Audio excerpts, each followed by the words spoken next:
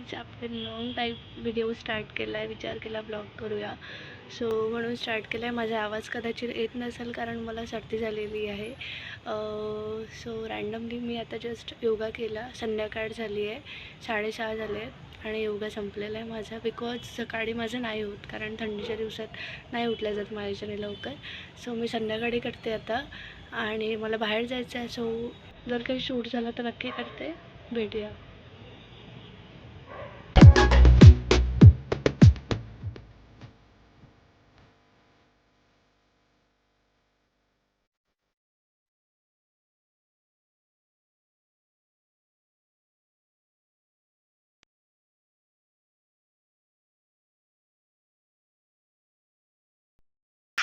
The exasperated balloon seller said, "Look, darling, the balloons don't go up in the air based on their colors.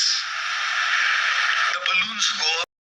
Hello guys, good morning. So तुम्हाला train दिसत असणार, पण आम्ही निघालेलो अमरावतीला because दीदीची exam होती. So आम्ही तिच्याबरोबर गेलेलो आणि पोचल्यानंतर आम्ही लगेच मंदिरामध्ये गेलो.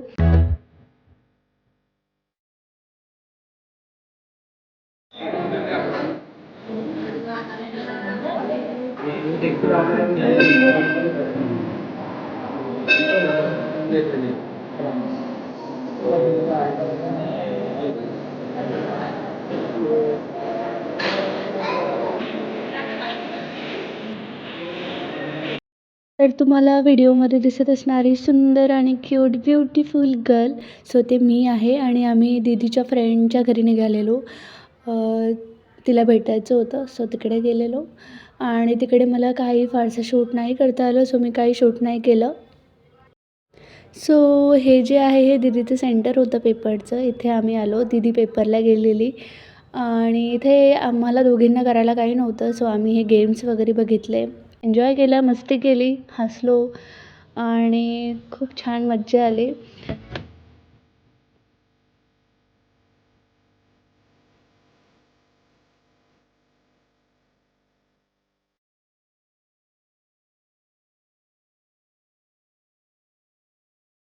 Hello guys, good morning. Next day आहे मॉर्निंग आणि आल्यानंतर मी काही शूट नाही केलं. ॲक्च्युली अमरावतीवरून निघाली तेव्हापासून काही शूट नाही केलं. सो कारण ट्रेनमधला जो एक्सपिरियन्स होता कालचा तो खूप भयंकर होता, खूप जास्त भयंकर. आणि बिकॉज काय झालं माहिती आहे, आम्ही जेव्हा ट्रेनमध्ये बसलो ना तेव्हा आम्ही जनरलमध्ये गेलो. आम्ही तिकीट काढलेलं होतं. जनरलमध्ये गेलो आणि जनरलचे दोन्ही बॉक्स खूप फुल होते. उभं राहायलाही तिथे जागा नव्हती. तर आम्ही डिसाईड केलं की आपण रिझर्वेशनमध्ये जाऊया.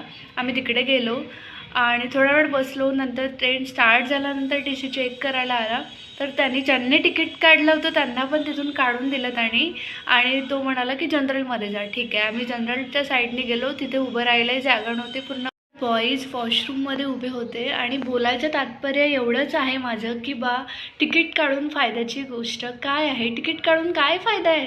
जर तुमचे असेच हाल होत असणार तर तिकीट काढून काय? आणि त्यामध्ये काही लोक असे होते जे रोज अपडाऊनचे होते, रोज ते अपडाऊन करतात, तर त्यांचे रोजचे हे हाल आहेत. आमचे तरी हे कालच झाले, आम्हाला हा कालच एक्सपिरियन्स झाला, पण ते त्यांना हा रोजचा एक्सपिरियन्स आहे.